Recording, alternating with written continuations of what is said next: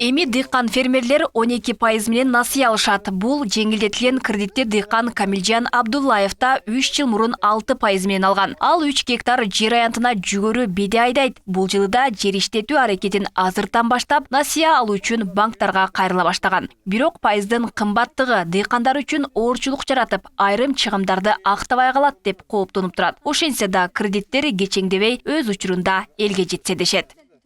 Эми биз миллион алганыбызда 6% неме кылганбыз, 6% менен алганбыз. Эми быйылкы жылда айтылат 12% деп. Ал 12%тин эми немесин билип атабыз, 12% сал оорураак келсе деле мүмкүн элге. Элге канча арзан болсо ошончо жакшы да. Алган нерсесине. Булар немеден ушу 7 миллиардта жаткан ошону тезирээк беришке аракет кылса о деле жакшы. Азыр эми адамдар документ туруп атат, баары бирден. Бирок 7 миллиард жетпейт. Кыргызстанда канча эл бар?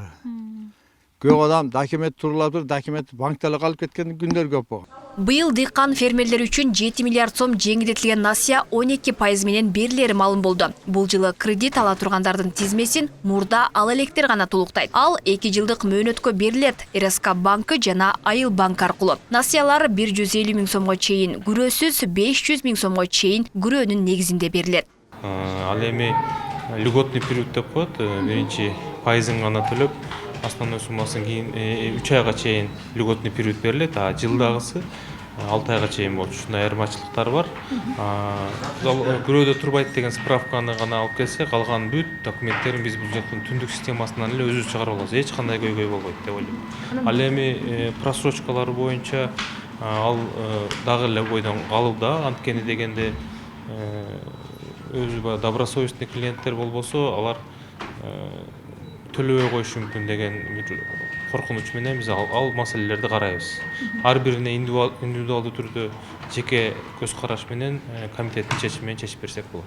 Быйылкы жылы өкмөт насыя берүүнүн көлөмүн көбөйттү. Былтыркы жылы 8 миң адам алса, быйыл 20 миңге көбөйткөн. Жаңы талап боюнча алуучу дыйкандардын тизмеси да өзгөрөт. Анда мурда жеңилдетилген насыя алгандарга берилбейт. Мындан улам министр Бакыт Турубаев дыйкандарды кооперативтерге биригүүгө чакырды. Ал дыйкандар кооперативтерге кошулса, насыя берүү оңой болоорун белгилейт. Кредит баарына жетпейт, ачык айтайлык. 500 миң дыйкан бизде бар экен.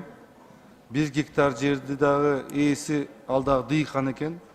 Бирок баарына жетпей атты. Мен аны бая көзөмөлгө алам. Жаңы тизмеге кире турган жаңы адамдар кирсин деп аны көзөмөлгө алабыз. Ана эмне үчүн мен бая айтып кеттим. Биз баардыгына бирден бере албайт экенбиз.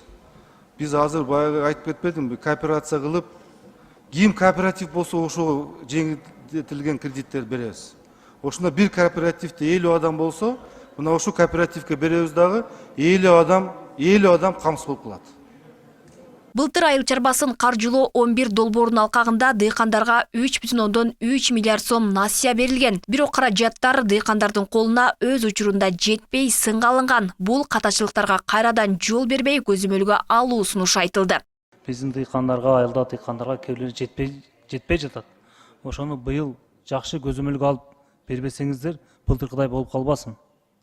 Анан Бакыт Эргешевич, былтыр өзүңүз билесиз, бул жерде бардык депутаттар дыйкандарга кээ бир кредиттер буудай пышканда бериле баштаганда, мындай жакына кеч калган.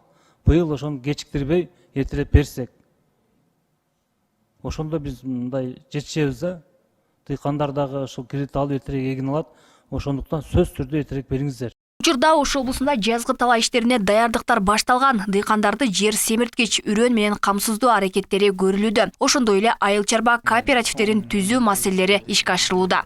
15ке жакын, 15тен ашуун деп айтсак болот, симхоздор иш алып барат. Ошол эле учурда айыл чарба кооперативтери бар, асыл тукум мал чарба жаатында дагы иштер кетип атат.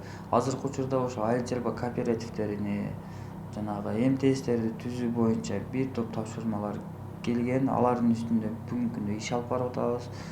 Быйыл буйруса, мындай дыйкандарга күйүүчү май, ошол эле үрөн, минералдык жер семирткичтер боюнча маселе жаралбайт деп айтсак болот. Буга чейин жеңилдетилген насыя 6%дан мал чарбачылыгы жана өсүмдүк өстүрүү багыттарына берилип келген. Кыргызстанда дыйкандарга жеңилдетилген насыя берүү 2011-жылы башталган. Эске салсак, 2022-жылы бөлүнгөн насыянын теңи гана берилгени белгилүү болгон жана буга байланыштуу жогорку кеңеште дагы маселе көтөрүлгөн. Өлкөдө жалпы 500 миңден ашуун дыйкан бар. Алмагүл Эрке, Байгызы, Шахрух Иминжанов, Ош ТВ.